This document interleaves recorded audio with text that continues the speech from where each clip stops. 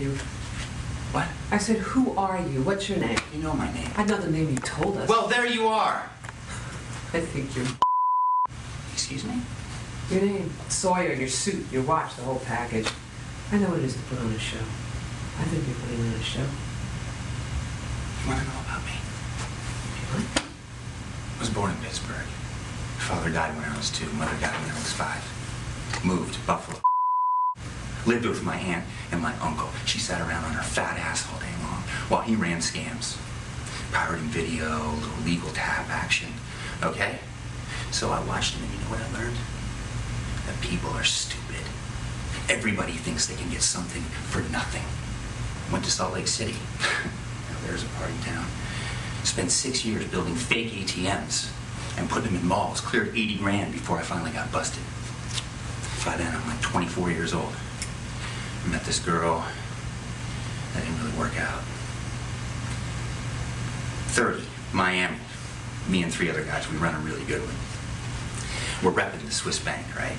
You're gonna love this. And we're calling the grandkids of Holocaust survivors and telling them about UN Resolution 865, where Germany's forced to pay restitution to these families. These families are all entitled to $2,364. All they gotta do is give us their account info so we can wire them money. He came down on me pretty hard after that one, so I bailed down under. Auckland first, then Sydney. And that part of the story you don't get to hear. When I was in residency, my first solo procedure was a spinal surgery on a 16-year-old kid, girl. At the end, after 13 hours, I was closing her up and I accidentally ripped her synovial sac. You know what that is? It's right at the base of the spine. It's where all the nerves come together. The membrane is thin as tissue. And it ripped open. Nerves are spilling out like angel hair pus or spinal fluids flowing out, and I just froze.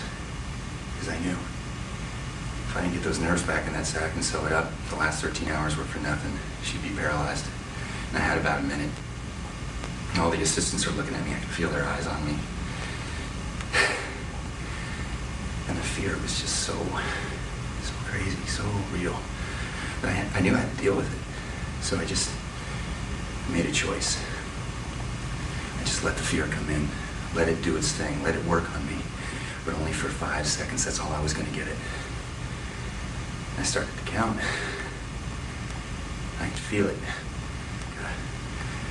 like a milkshake on a hot day. 1, 2, 3, 4, 5.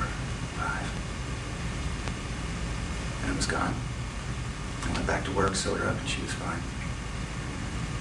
I think everybody has something like that. That moment where you establish your relationship with fear and you either learn to deal with it or